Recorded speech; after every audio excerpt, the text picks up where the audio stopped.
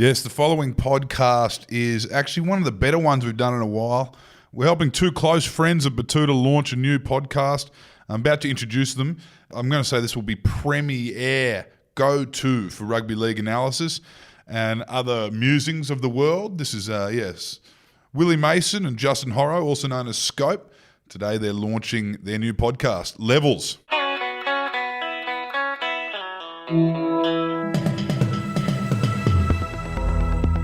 You're listening to Errol Parker and Clancy Overall, editors of the Batuta Advocate, on Desert Rock FM. Well. Welcome back to the Batuta Advocate radio show. Round one of the NRL is upon us. We're very excited. Big things happening this year.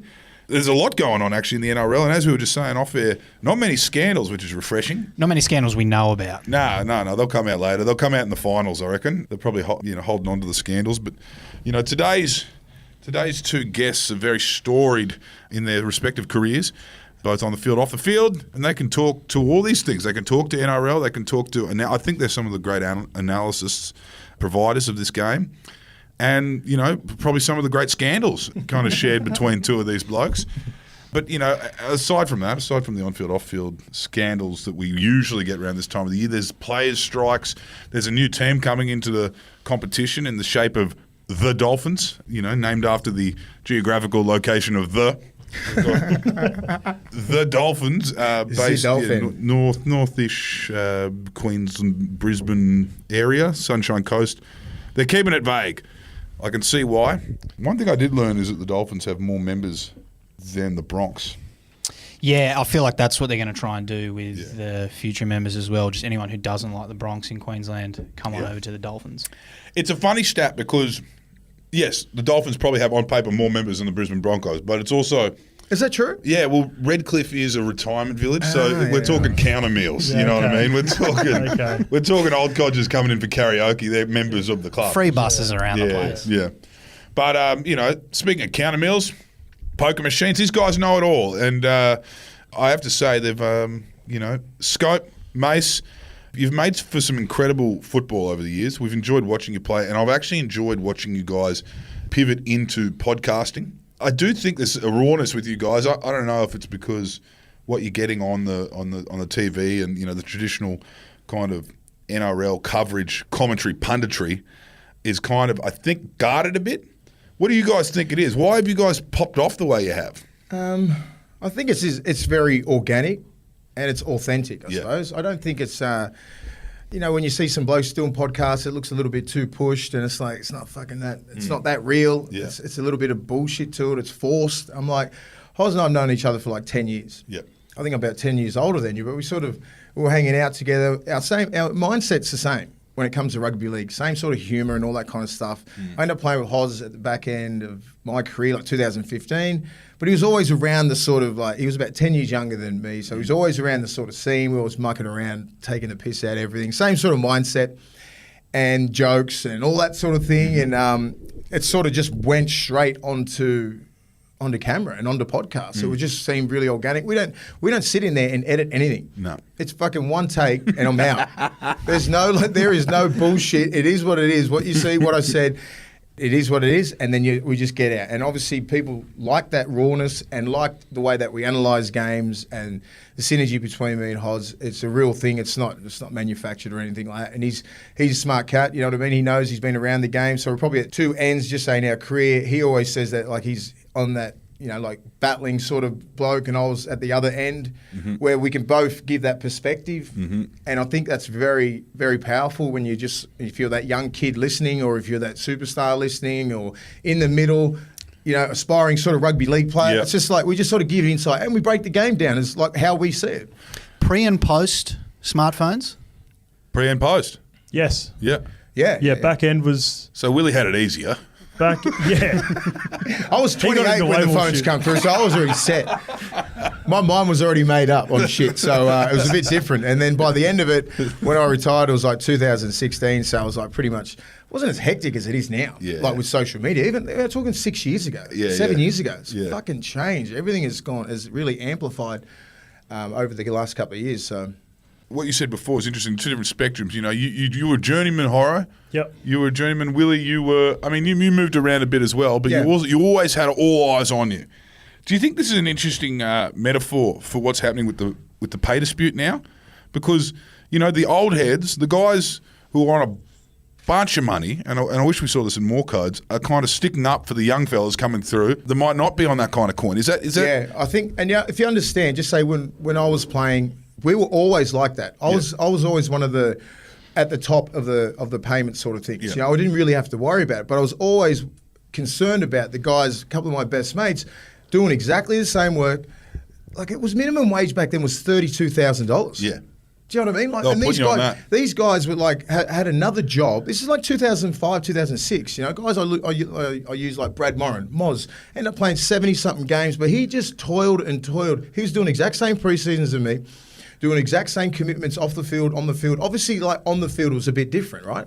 But he was doing the exact same thing, and that's why all the guys who were getting paid the most money were always fighting for the guys that are bleeding with you week in, week out, like to up that. Low, you know, like the mandatory rate. I think it's 120,000 now, which it should have been like 10 years ago. It's not like the game wasn't earning that much money. It was still earning that money. We knew it just wasn't open, and there were so many other little facets of like. It wasn't under one umbrella. It was the ARL, the NRL, the New South Wales Rugby League, QRL. Everyone's eating off the same pie. That's why they're trying to really get it under just one thing. Peter V'landys, NRL. You know what I mean? Well, the year I went to the grand final, I was on 50K and 3K matches from 2013. That's some bush league shit. That was really. I played every game but one game that year, so that was fun to build it up. I was on Better Coin the year before.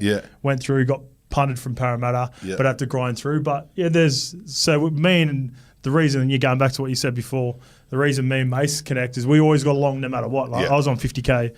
Mace is on much more than that, maybe 10 times. It's good to see that relationship, in the flesh. It is good to see that because people think it's great. People would look at something like the UFC, right, where Conor McGregor gets to the point where he has the clout to actually fight for the rest of the comp. You could actually say, you know what, I'm not fighting until everyone else gets paid. In the UFC, it's a bit different because you get your own interest. You've got your whiskey or your whatever that they're doing, so they kind of have to they pad themselves out with their profile.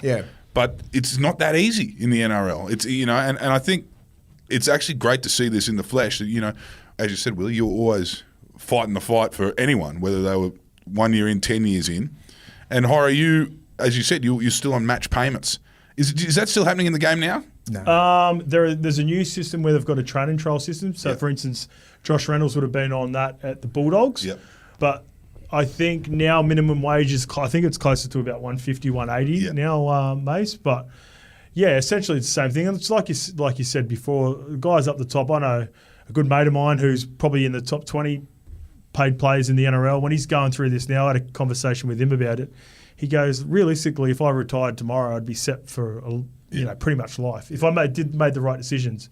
Like, essentially, he doesn't need this CBA to go on any further and make. He's already made enough money off the game. But it's for the other guys. It's for the guys in my position and some of those other guys that's going to be tougher on them if they have to get to the position where they're potentially not playing. Paying their week to week on rent or mortgages which is all relative to their playing ability, but also it's relative to what they've purchased. So it's what the game's making. Tough little moment. Yeah, it's what the game's making. It's all relative to what the game is making. That's all they want is a fair slice of the pie. It's like any sort of workplace. If you're making $100 million as a company and like your workers are getting 5% of the revenue, it just doesn't sit well. And the problem with the NRL and the RLPA for the last, when I was playing, we weren't all in as players. We're like, like Tony Butterfield did a lot for us, but like he was getting paid from the NRL. So we're like, well, there's a bit of a fucking conflict of interest there. So how's we're like, Clint? Is Clint still involved? Clint's doing a good job. Nuno does a great job, and since Nuno's come on board, a lot of these things have happened because he was a player, because he went through the system and he understands. Like he went through the same sort of system as I did. It was probably like 5%, 10%, maybe 20 max that was with the RLPA. Because we're like, what are you really going to do for us? The bigger, until we're unified like it is now, then we'll start making moves. You know, like we were saying some shit. I remember in 2006, I said, let's fucking strike Origin. I love it. You know why? It wasn't said like that. I did an interview and they're like, well, this is what the game, like just say they made 50 million out of the revenue out of Origin. They make a shitload. That's their baby.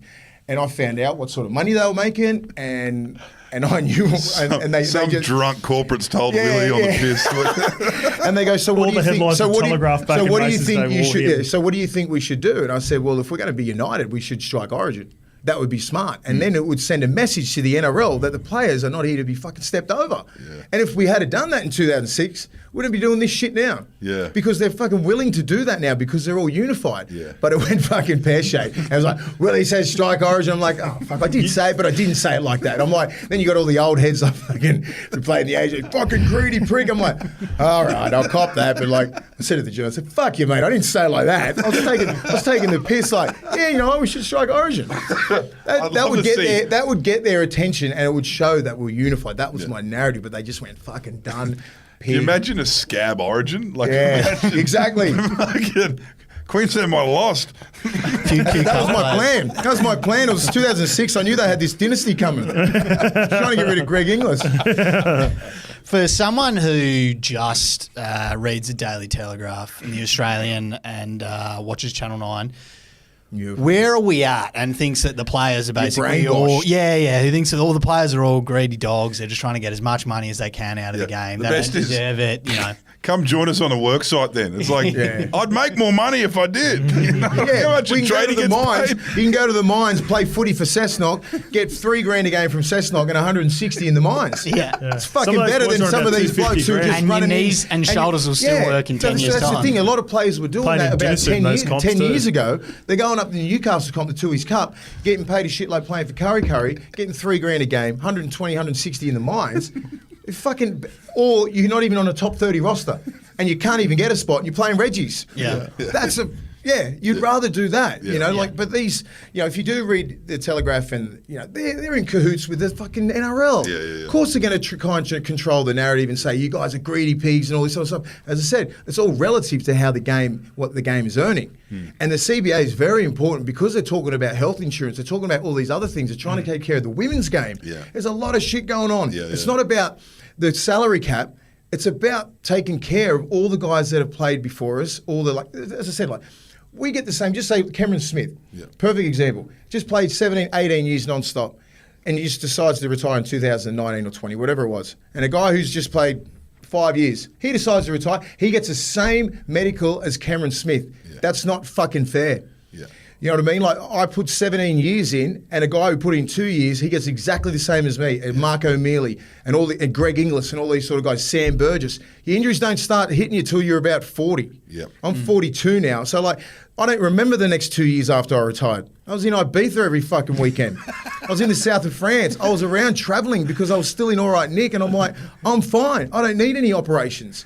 Oh, fuck, I do now. My hip's fucked. Or something like that. You know, like, it happens like that when you're in your 40s. It doesn't happen, you know, in your 30s. You still think you're fucking Iron Man. It doesn't happen. So, like, they're the things that they're fighting for. So when they do retire, we're not going to get that. I understand that. But the next crop of players that are retiring in the next 5 to 10 years, they will get that. And they deserve that. Because that's what it's about, isn't it? Because the narrative is basically players are greedy, they want more money for themselves. But there's a whole raft of different things that they're pushing for. Where are we at in leading into the season? Where are the negotiations at? You had old mate. You had old mate from the RLPA on. We had Tommy Simons, the next teammate of ours. Look, probably a couple of weeks ago, I would have said it was looking. I thought it was done. Looking like we might not play round one, and they talked about striking the trials or whatever. By the sounds of it, like, there seems to be good conversations happening behind closed doors. I think they've even got to the point. I think when Abday come out and said they're progressing, because I know for a fact that it wasn't progressing; it was going backwards. So the fact, when Abday come out and said that, messaged the boys a little bit. It's definitely a lot better than what it was. They got all the boys together. We were lucky enough to go behind the scenes and just see how the RLPA were working. And they got all the players together for a bit of a summit before about the week before the pre-season trials. Got Dan Carter come in to speak to him about what they've gone through rugby union. So it was pretty cool to be a part of that in just a minuscule way. It's a CBA. Back to the CBA. That's all it's about. It's all these little, all the nuances, all the intricacies that we don't know about and the punters don't know about, and they won't put it in the Telegraph, they won't put it in Channel 9, what they actually want. But it's all about the welfare of the players. And the women's game. The women's game is very important to our game. So, they're probably stalemated a fair bit because of the women's game. I think their salary, their minimum wage is going to go up $32.55 or something like that. That's big. That's better than us in 2004. Put it that way. That's what I mean. The girls need to understand that. That's a big jump, and they deserve everything they get, but it takes a while. Look how fucking long it's taken for us to get here. It's 2023. And we just sort of getting treated like we're employees of the NRL. And it's a fair sort of hit. You're getting treated like, we deserve this, this, and this, because we weren't privy to their numbers. You know what I mean? In the 90s and shit, the game was at its peak. Winfield Cup, all this, so they were fucking raking it in. Then that's why Super League hit. You know what I mean? You guys will find out more about that, but that's the whole game. And it's and now it's they're getting what they deserve. Yeah, particularly the women's game. It's crucial for them. You have Millie Boyle, who's probably the best player in the game, sitting out of a World Cup because she goes, I got other commitments, I got other things I got to work on. It's not worth their while. Yeah, it's not their worth. There's calls as well for three. And that sucks. To put anybody in that predicament where it's it's not worth me playing for my country and winning the World Cup. What the fuck is happening? You know what I mean? Millie's a legend. You know what I mean? She's a real integral part of the Kangaroos. You know what I mean? She's willing to sit out and go, what? I'm probably going to be in the red after this. Because players came out and said as well, there's calls for 3 games in the Women's Origin Series. And some of them are saying, well, I can't take any more time off work. Sorry, I actually can't afford to take another 3 weeks off. Why they're trying? Because we want 3 games for the women. They should be played before every men's game. You got to understand. It's not like it was 10 or 15 years ago with the women's game. You go down fucking every single part. No. It's not exhibition. These girls, they can see a pathway to professionalism and winning World Cups, winning Origin.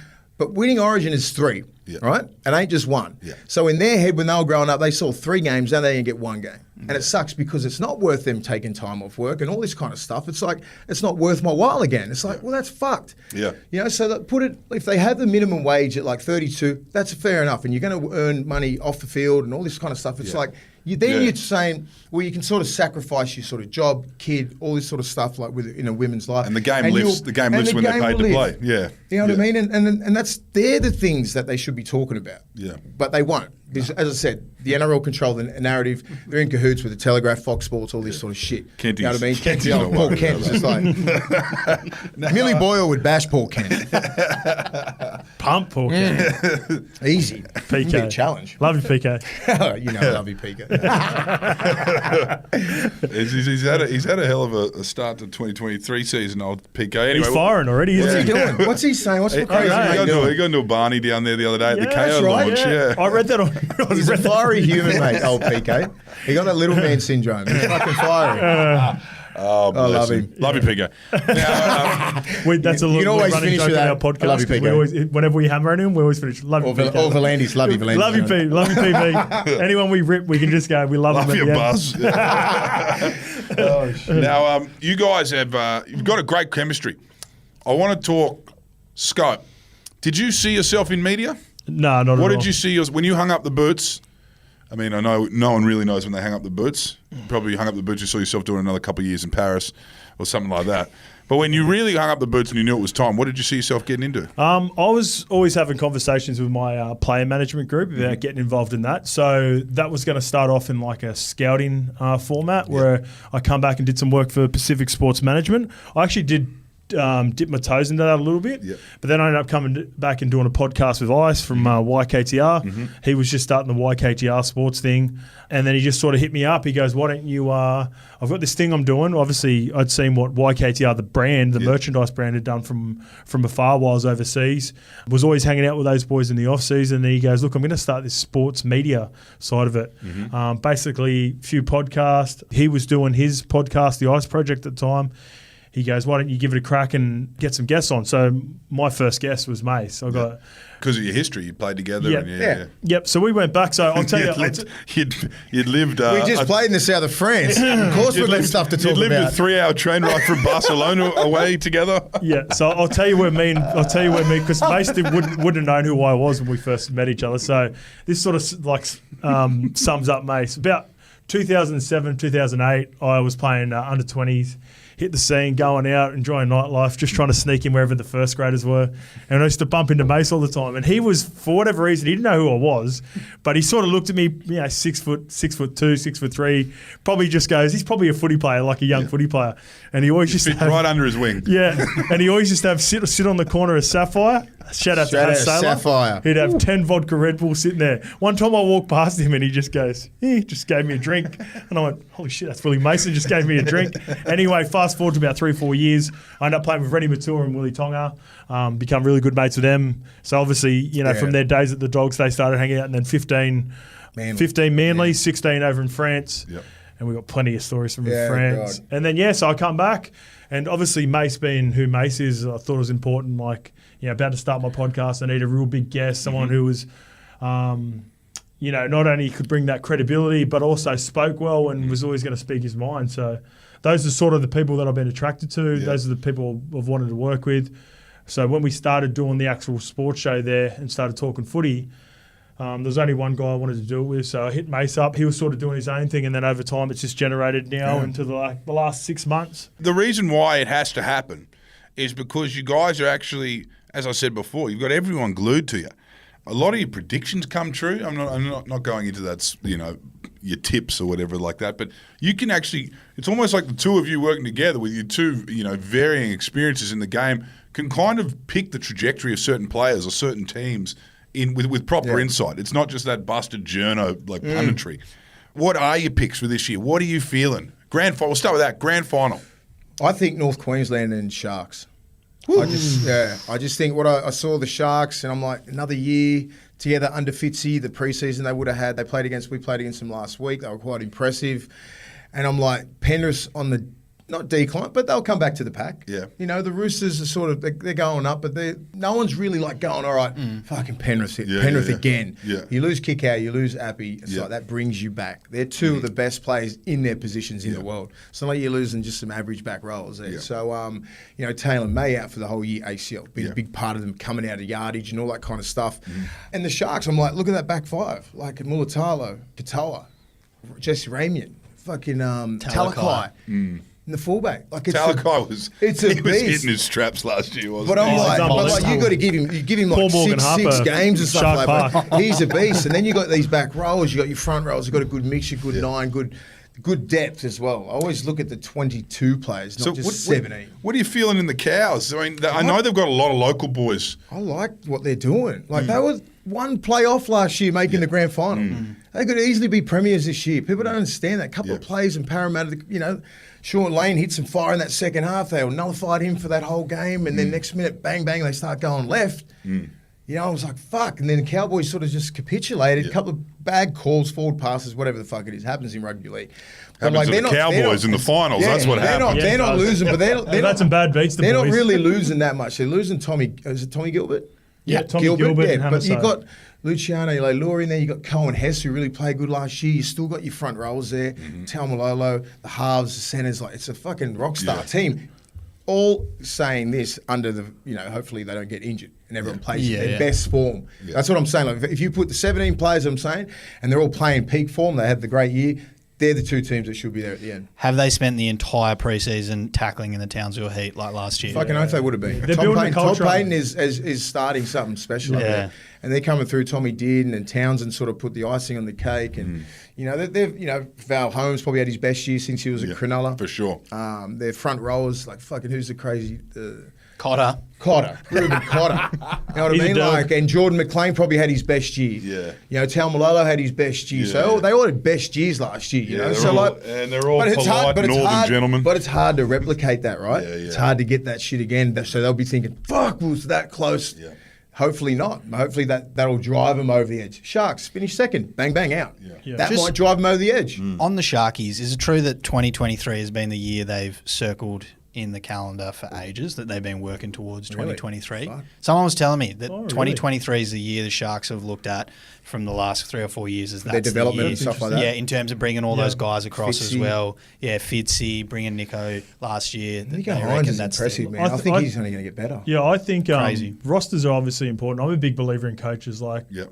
from my time in the game, Yeah. building cultures. And if you look back at what the Sharks are trying to build and what the Cowboys are building up there in North Queensland, reminds me a bit like Penrith about 2 or 3 years ago. Yeah. Townsville, 5-year they're, plan. yeah, they're a one-team town up there in Townsville. All the reports out of Townsville is that Toddy Payton's a gun. Yeah. He's not only He looks like, you know what he looks like? He looks like an Eastern European warlord, just sitting there chewing gum in Serbian or the something like that. I love Big Dragon Rod, Payton. Big Rod Payton. especially back in the love day him. with his skinned white Yeah. tights that he used to have on too, coming His through the quotes shorts. are best. I'm a front row and a bait. Yeah. I'm a halfback in a front row. He was the OG ball playing He was front there. rower. He changed the game. The But yeah, block plays. I think they're building something special up there in Townsville in So particular. are they in your pick? What's your grand final? I got Cowboys and Roosters. Roosters. Okay, Yeah. because everything I'm hearing from you, Wendell, that they've circled off this year in Cronulla. I'm hearing from the Rabbitohs. They're also talking about this being the year. Oh, I reckon to what Mace is saying, not necessarily Penrith aren't the favourites. Everyone gives themselves a chance because Kickow and Uppy are bigger losses than what maybe fans realise. Yeah. But players within the game look at them and go, "Holy shit, we never used to run at the left edge because Kickow was there." was just going to bash him. If they got a quick play the ball close to the line, you had so much to worry about. Cleary, Luai, Uppy would do something to you around the ruck. Yeah. So now all the teams that had just been off the pace a little bit, whether it's the Cowboys, the Roosters, the You got Garner and Rabbitohs, Mitch Kenny. now those players are starting to look around and going, Penrith are beatable. Yeah. And I reckon this is probably the just closest not- it's yeah. been in maybe Years, 3 or about 4 3 or 4 years. years. They're just not Well, actually, invincible anymore. In a Yeah. while, Like, because how even the fuck do before you that, fuck there was the with- Roosters, wasn't there? So Yeah. But how do you fuck with the Fisher, Harris, Leota, Appy, Isaiah Yo, Liam Martin, kick our forward pack? They'll fucking bash you however you want it. They're all Like, I was looking internationals, at that and I'm really. like, they're all like top 3 in their position. Yeah. At that time, I'm like, you take 2 of the best of them out of that pack, it'll bring them back down. It'll bring them back a little bit. Still, their culture's still great, and the way they play, they're going to have so much more onus on Yo and Cleary and Luai, all their really key players. But to lose that 9, I got a good mail from our coach. Like, he's the fucking king. He's the general of that team. Happy. You know what I mean? And Kickow was like easily the best back row for 3 years in the world. Willie, tell me this. Can you hear the drums of war beating in Belmore? I can, just slowly. It's going to happen. Sneak It's, up. He's trying to play it down. He's they trying just- to, every time we talk about the dogs, he tries to keep the dogs down because he wants to sneak up on everyone. I mean, they've trained hard. Yeah. They've gone back to that, but at a measured way. You know, it's not the old school shit that we got. Not your copped. siege There's no mentality. Sports, there's not sports science. No sports science. One trainer just flogging the hell out of you.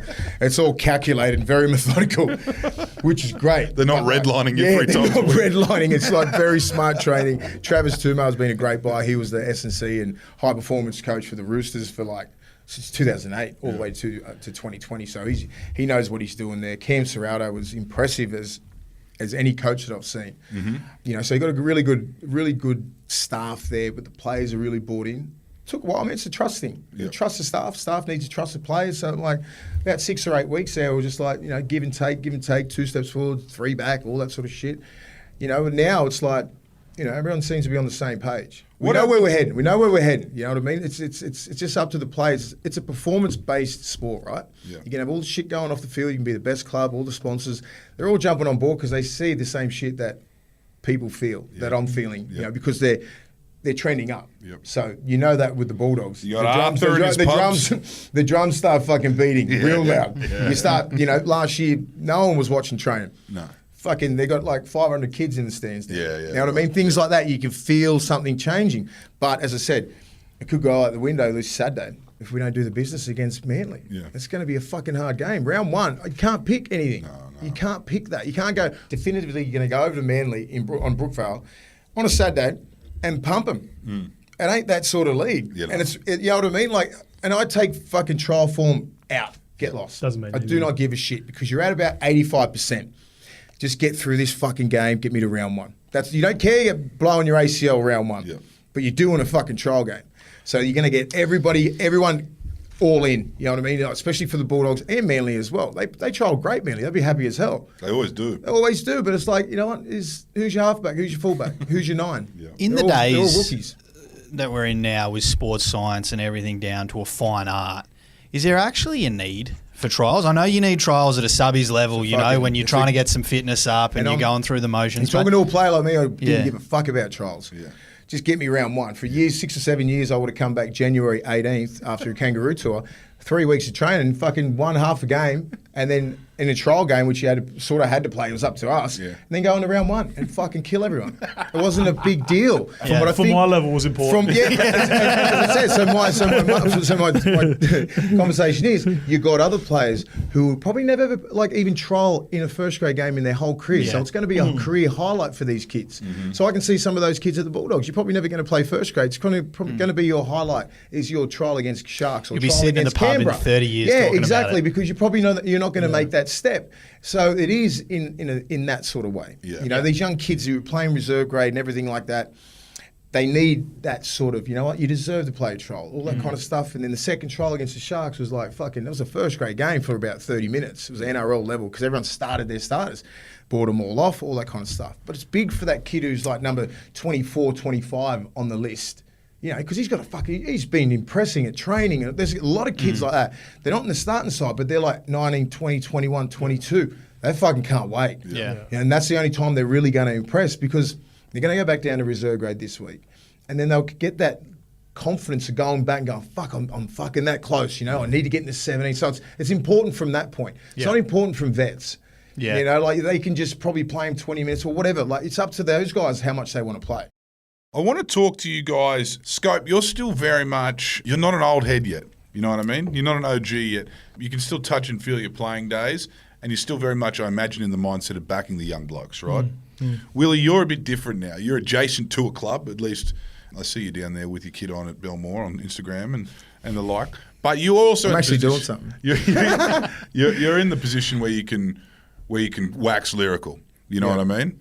I think you're still, Scope, you'd still be quite sympathetic to the young man. I think, Willie, you're allowed to tell them to pull their heads in. Yeah, 100%. And how do you do that when they are acting a goose, especially coming from Willie Mason? It would sound a lot like, do as I say, not as I did. Well, that's what it is. Do you know what I mean? Like, and I can understand it, and I can sympathise, and I can relate to most players who are doing some funny shit. Like, because you want to, like, everyone's like, oh, there's no characters in the game and all sorts of shit.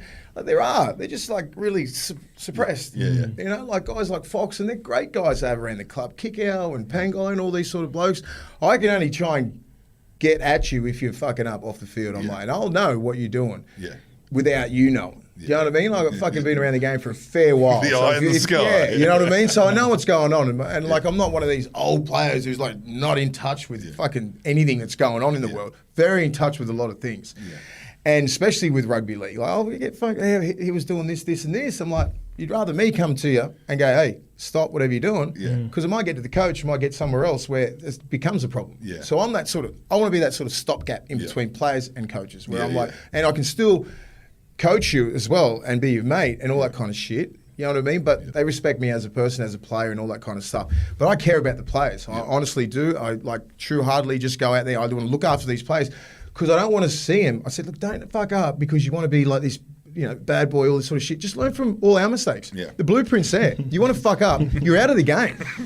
Do you know what I mean? Like there's ways. If you want to do X, Y, and Z, that's where you'll end up. Unless you got a fucking Greg Inglis sort of talent. Which I don't see. You know what I mean? So I'm pretty like passionate on how I mentor these kids. I don't sit there and go, fucking bang, I'm a fucking angel. No, I own what I do. I was never an idiot. You know what I mean? Like I used to just, things are just fun. Life was fun. Football was fun. It wasn't as crazy as it is now. Social media wasn't there. You know, there's a lot of shit that could just like, you could be out having a beer on a Monday or Tuesday. No one gives a fuck. Now, people care. Even if you're in a pub, they're like, they care if you're in a pub. If you're a Bulldogs player, Penrith player, it's like amplified by thousands. I mean, it's hard not to judge. I was out under the bridge and on the Howard Smith Wharf in Brisbane December, and I saw the Bronx after they'd finished preseason. And you're like, what are you doing? Oh, well, they gave me plenty of reason to ask that, but I actually thought of the Dogs at War when I watched these boys ripping in. I was like, Jesus Christ. Okay, you guys are partying like you just won a premiership. Yeah, and that's the thing. So people don't understand with off-season, they do that 6 weeks before Christmas, and it's like, most of these guys won't drink. Because I used to talk to the young players, do you guys have a beer and everything? Like, no. Yeah, that's what gets them too sometimes. And I'm like, why? No beer fitness. But I'm like, It's why? worse. And they're like, I said, are you scared of not performing in the next day? They're like, yeah. I'm like, fucking pussies. What are you doing? We used to pride ourselves on that. Yeah. We'd be like 10 or 15 players going out having a beer on a Monday, Tuesday, come in Ring on it out the Wednesday next and just day. fucking rip it to shreds. Wouldn't get, but it's a different mindset, right? And I'm not saying you guys need a beer and this and that, but like sometimes a team to break the ice and to get people like talking to each other because the kids are quiet. So it is They're like very that. quiet. So I would have caught them on the one night of You would the have caught last them on few the months. one night, and then your could. judgment would have been, "Fuck you." If you're a Brisbane, I'm thinking fan, they're doing that every no, but if night. you're a Brisbane fan, might be a if you're- couple of them. but if you're a Brisbane fan, you're Yeah. like, "Why are you doing this? You guys fucked up last year." You get real passionate because you're you're emotionally invested in it. Yeah. You know, but these kids are working so hard. They're training like 3 or 4 times a day, 5 times a week. They'll probably get one time, and these kids do not go out. No. So you would have saw them on that last Yeah, day. It yeah, would I have been saw 'em around Christmas time. mid-December, around Christmas. Yeah. That's their fucking team drink that they deserve. Yeah. But it's like maybe these days you probably can't even fucking have it Yeah. in open, like where Yeah. people can No. see, because the look and the image of the game, they don't want that, because you get people like, and I'm like, I get it. I'm like, fuck, the game's it's worth billions of dollars. You know, one fuck up, millions of dollars worth of revenue and sponsors and that. Like if you fuck up, do anything wrong, speak to somebody wrong, touch somebody wrong, you know what I mean? Like, it's fucking ridiculous now. So I can see it from the other side. Yeah. Because I'm like, But you had mates way with- less to do. Like these kids have got video games. No, they've got all- we didn't have that much more to do. Yeah. We didn't have Snapchat, Instagram, all this sort of shit where like they get that real dopamine hit. They all want to be liked and they all want to impress everyone. You We're just like, have a I schooner don't with give a Moe. shit. And I never did anyway, so I'm still like this now. I don't really give a fuck about like people liking me or this and that. As long as my teammates, my friends and all that sort of like me, love me for who I am. But they just want this manufactured bullshit likes. Yeah, they're all on. It's weird. It's a weird sort of place in society right now, especially as a rugby league player, because you've got to be this fucking savage young kid. You've got to have a mentality like I had back in the fucking early 2000s, but put it into today's young kid head, it's not a fucking good thing. But you need to somehow put it in a little bit because it's rugby league and NRL. It's the toughest game in the world. Yeah. So you can't have this like what mentality, I'm really worried about what this guy thinks, or fucking Joe Blow on social media. You can't. You got to block all that sort of shit And out. you were able to do that because you weren't looking at it all the Never. time. Yeah. I didn't even know what a forum was. Rennie Matua used to fucking look at forums all the time. Oh, look at this, like the Bulldogs kennel. They've still got their fucking thing. Oh, look what the kennel said about it. I said, give a fuck about what the kennel said. I care about what Folksy said. Yeah. But that's all that would matter to me. But Love you, like, Kennel. Because, shout out to the kennel. Love you, bro. I love you, Cam. Yeah, but like that's the thing. kennel's It's a die different hard. mentality. So if you can look, you probably read David Goggins and all that sort of thing. Yeah. It's like if you can have that sort of mindset and put that in a modern day rugby league player who's 20 years old, but still like toe the line and be a good human and everything, like you'll fucking dominate this game. Yeah. There is no one's going to fuck if you've got resilience and all this kind of shit and a hard like mindset. It's a mindset because I mean, some of these young kids, they get dropped, fucking whole world's over. Oh my God, never been dropped in my whole life. You know, you're getting told that you're not good enough because you're a gun schoolboy, and then you get told by me, man, you need to work on X, Y, and Z. What?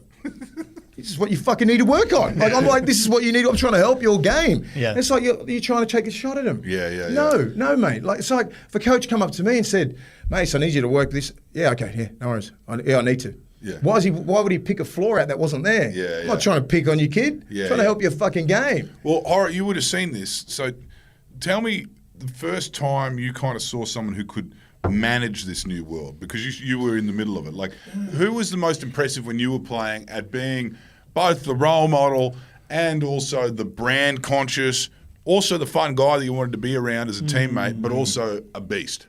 Was there much of that, or does everyone struggle with it? Yeah, I think everyone struggles to some degree. Yeah. Like even people that are Can't tick all those boxes. Yeah, Cam yeah. Smith Very probably hard. did it the best. Yeah, Cam Smith. If you look at like legacy, leadership, how great he was as a player, captaincy, and he still loved a good time, Cam Smith. Yeah. But Same as I Billy, the said, Melbourne boys. and same as Billy, Yeah. all the Melbourne boys, because they're in fucking Melbourne. Nobody knows.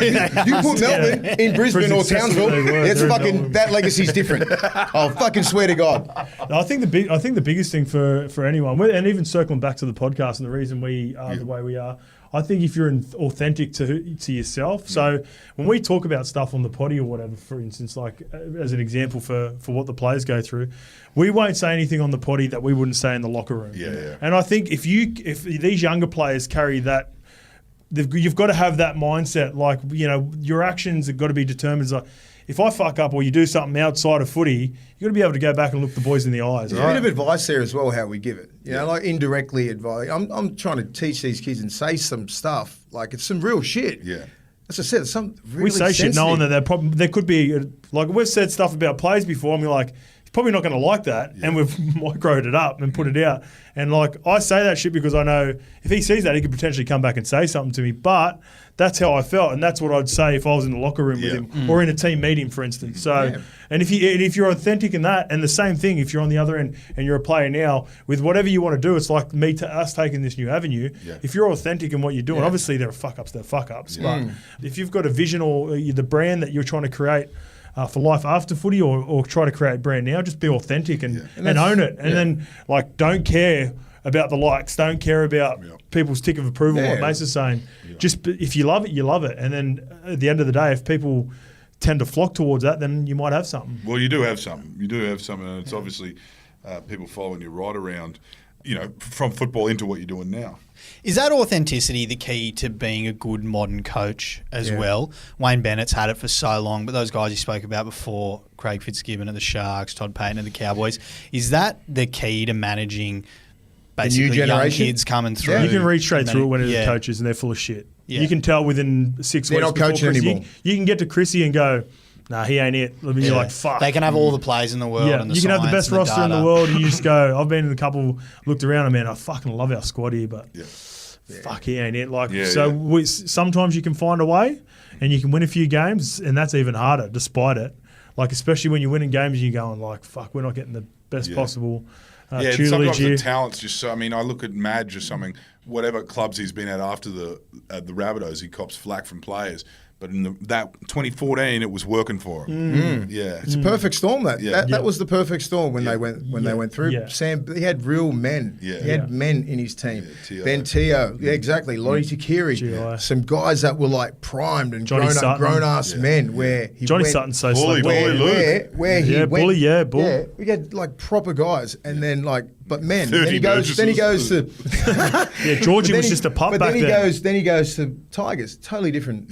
Totally different squad. Kids. Can't Same teach them. message. You cannot coach them how you coach Sam Burgess and GI. And that's what he probably thought he could do. I could have coached Sam Burgess. You know what I mean? and Like, GI it's till like GF. you got to be careful with these coaches now. If you're not on point, just say with your Craig Fitzgibbons and Todd Paytons, they're all like similar ages as me. Yeah. In their mid 40s sort of thing, So they understand people. That's the main thing. Yeah. If you understand people, the game isn't that hard. It's mentally hard. You've got to be fit, everything like that. The X's and O's. Yeah. Everybody has the same sort of moves. It's all about executing. But it's all about getting those players on the same page. And like trusting, as I said, it's trust. You got to trust the coach. You got to trust the process. You got to trust what we're doing. We're not trying to make you perform bad. Everybody's under the pump. Coaches are under the pump. Yep. Players are under the pump. It's a high pressure game. Yeah. You know what I mean? Like the coaches is a high pressure. It's a high pressure sort of lifestyle. Yeah. You see some of these coaches, man. Like they're fucking under the pump every time they lose. Trent Barrett last year. Never seen a bloke under the pump more. And he's the most relaxed dude I've ever seen. I love Baz. After games, I'm like, fuck. Love you, Baz. But like after games, he's like, you just don't know what to do because you're not in control of that 80 minutes. You can prepare these kids as much as you can, but it starts in the preseason. I find that with like most coaches, like the Craig Fitzgibbons, he's been in some great systems, right? He's been in some good teams in the 2000s, even in the late 90s with St. George, and then he's been around Robbo for like 5 or 6 years, and he's like, I could probably go out.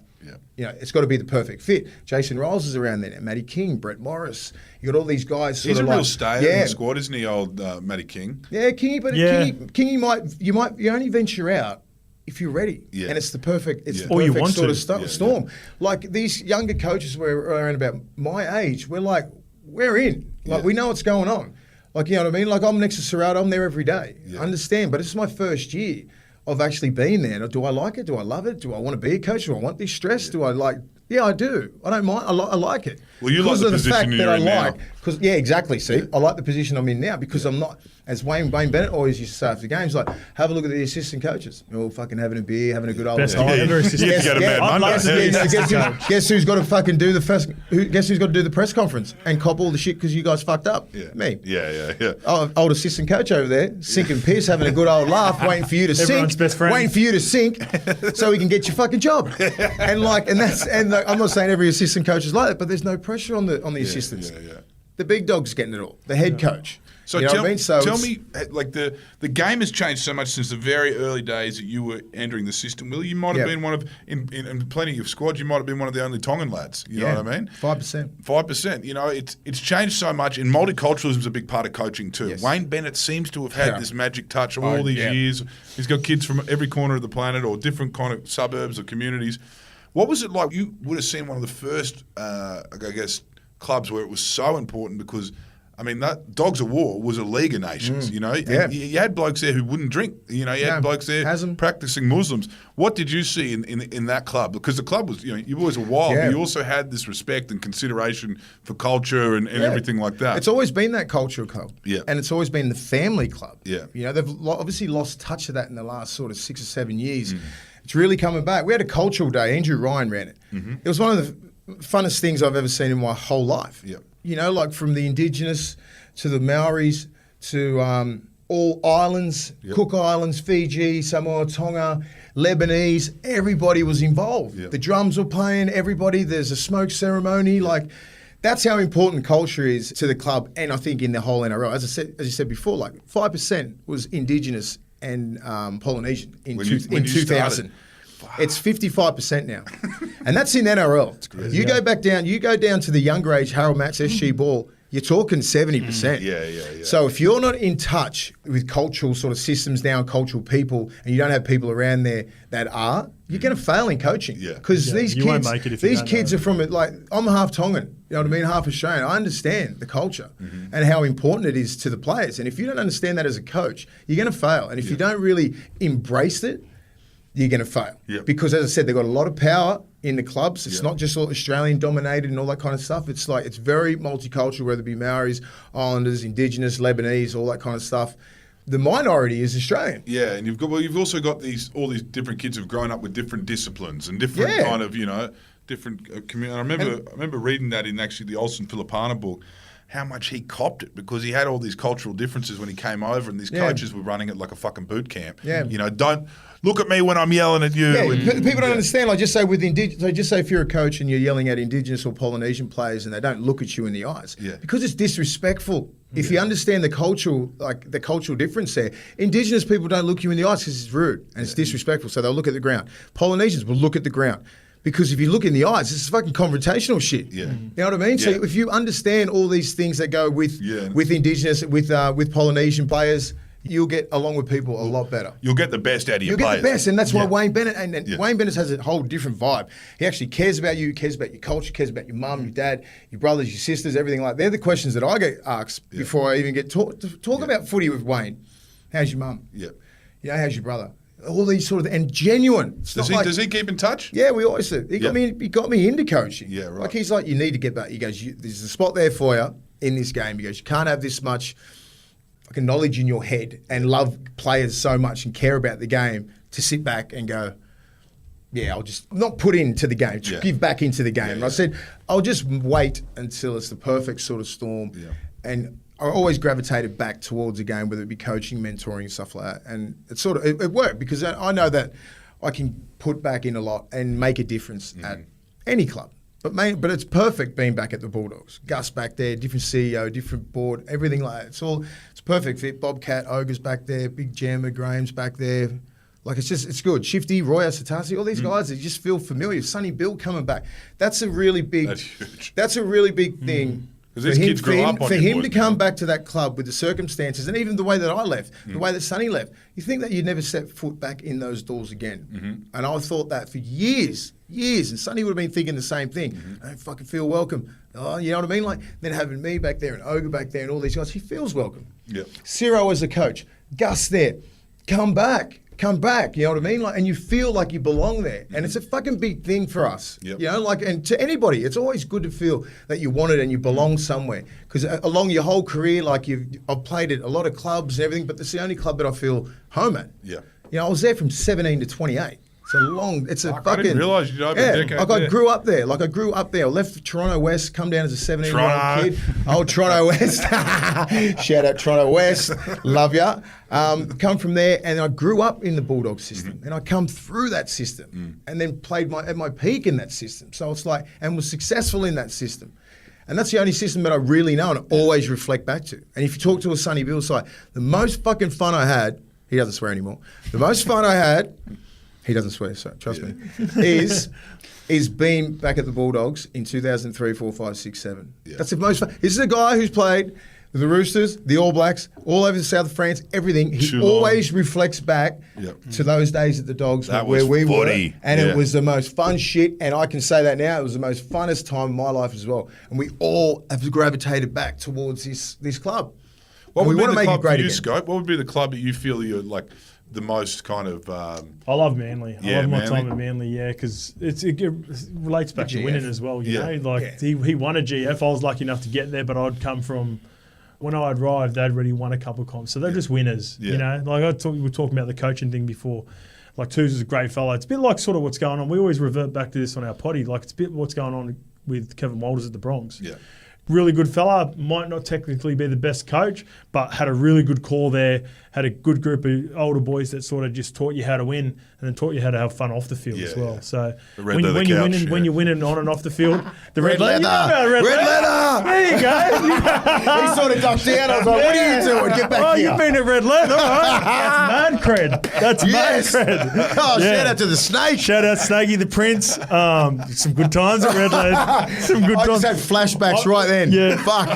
Keep going. I messaged Snakey one time too because doing the potty because Snakey they were from the old school those boys as well, like the Stewart brothers and even Chalky. They don't do too many potties, and I go look, I'm telling a few yarns here and there. Yeah, I'd love to get them on. I played with obviously Glenn and Brett. And then me and Glenn become pretty close over our time at Catalans in 2016. You know, you only hang out with, the 5 or 6 Aussies in France, and you don't really have an opportunity to, which is good because you become really close with the boys, even though I played with Glenn a couple of years. But yeah, shout out to the Red Lead. Those were good times. Hey, that's what I'm telling you. Like winning on and off the field, it was great times. Well, you and Rennie used to say it was the siege mentality in the Dogs. It was the win, it was play hard, work hard, fucking win. It was like the system I come through. You work hard, play hard, train hard, everything at its maximum. You redline and everything. What did they do for you? Was there some sort of? I just want to talk because I look at that as there's a before and after. Manly have the same thing, but with that 2004 season, there's a before and after in rugby league. The before was a bunch of slobs who never got haircuts. This is NRL wide, right? You guys come through, there's this sexy thing going on. Sonny Bill and Rennie. Mohawk mullet. Yeah. Carmichael Meyer pioneered it. Yeah, I think that SBW and Ren, mate, I'm telling you, like before games, like those two, like it'd be like I had an afro, so I didn't really give a shit. And and there wasn't barbers back then where they could give me a fade or anything like that. So I had to just like rock this real shit hair if it wasn't an afro. But those guys had like sort of straight hair where you could like you could do that. Whatever they had going was a sort of mohawk, mullety sort of thing. Like, was it round 1 against Parry you played? Played against Parry. And they come and broke it out. I remember I went fucking that weekend and went, give me whatever Sonny Bill and Rennie. I want to get that mohawk mullet. Didn't look anything like him. I tried. SBW was like he changed a lot of things. That one sort of game where everyone was sort of hyping up Sonny. We all knew who SBW was coming through the ranks, but then like. The hype was real. Yeah. It wasn't a joke. Like I saw him play in pre-seasons and stuff like that. We used to go at it at each other. You know what I mean? Like he was an 18-year-old kid. I was only like 23, 24. But like we used to go at it. Like the sessions were crazy. And then it just sort of solidified everything when we play against Parramatta round 1. And just fucking puts on that. It's ridiculous, people, you know what I mean? Like he was playing right side centre. The kid wasn't a centre. Yeah. He was a back rower.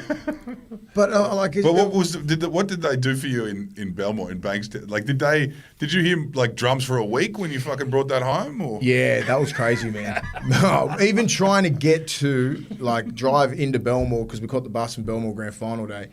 to try and like got off at Kingsgrove Road. It was packed all the way from Belmore all the way down up Belmore Road, and you couldn't go. They had to I had to beep and fucking move out of the way. I've got to get to the bus, and everyone had that problem. Then it's like the Red Sea just all parted, and then the drums were playing everything. This is like 3 o'clock in the hour. This is not late compared to after the game, and then back at Belmore, and how ridiculous it was. Like, I got lifted off the bus all the way into the Leagues Club. Everyone did. It was packed. We had a double-decker bus.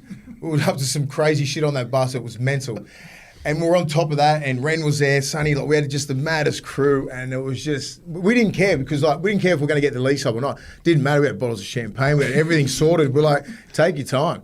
But it was another level. Like, I can still remember that shit now, like it was yesterday. They just went mad. Like, in the whole... It was like 10, 20,000 in the Leagues Club. Fucking crazy, mate. That's what I'm saying. Like, when that team... these players don't understand that. Like, this is the... Bulldogs supporters have been hiding in a cave. Yeah. They've fucking got their little flag out, a little bit, but they're not showing it. Yeah. Not like Para, not like Penrith. They're all fucking in the open, those blokes. We've been hiding. I'm like, you fucking win 5 games in a row, she's all over. They're coming. They are waiting. The drum, as I said, the drums are just really, just real slow, real fucking light. And once it starts going, I said, you fuckers don't know. You can hear it in the it's like Lord of the Rings. Yeah, it is. It's like, so just hear it in the background. I said, you win some fucking games here, boys. And if we, like, at the end of the year, or just saying, like I said, they'll be out. We average like 34,000 for like our average from 2004, 2006, 7. Like no, 2, 3, 4, 5, 6, 7, 34,000. You know what I mean? That's like packing out fucking Bank West every game. Yeah. That was like, no, it only sucked because we were at Homebush. It looked like fucking no one was there. Yeah. But it was like 34,000. Then we get a good game, be like 50. Be against the Roosters and shit. So like they're there. They haven't got the balls to show their face. And they're fucking starting to show up at training now, all off one trial. Yeah. You know what I mean? Like they hear the news that Ciro's coming. Like I tell these players, I said, you don't understand, these fans are the most fucking craziest, best fans to have in the whole of sports in Australia. It's fucking mental. They're just different. Yeah. But Para and Bulldogs are killing it. South's another important club. Yeah, the Bulldogs need to be going good for the NRL to go good. You need a couple of those big dog teams to be going well. Foundations. Penrith and Para are doing their job, aren't they? Like Cronulla's doing their job. You know, like no one really cares. Like St George is always St George. He's got a good supporter base. No one outside of Sydney, and a lot of people in Sydney know where St George is. No one gives a shit. But the Dogs, everyone fucking knows the Bulldogs. The history. It's 1935 this club was there. They won like 8 premierships. It's a fucking storied club. It's a blue chip club. Yeah. You're not supposed to come last. You're not supposed to be in the bottom 4 for more than a fucking year or 2. You know what I mean? Unless you get your points taken off you in 2002. We weren't even over the cap. God damn, only 6 mil. God damn, climb on. Get over it. Anyway, it's been great to hear all this analysis, guys, and I look forward to much more of it with the Levels podcast, Levels Network. We'll put it in the show notes. We'll put it on IG. Tune in. These guys, everything you heard today, these guys can go tenfold on that each episode. So all the best, boys. Thanks for having us, boys. Thanks, guys. Thanks, guys. Thank you. Cheers.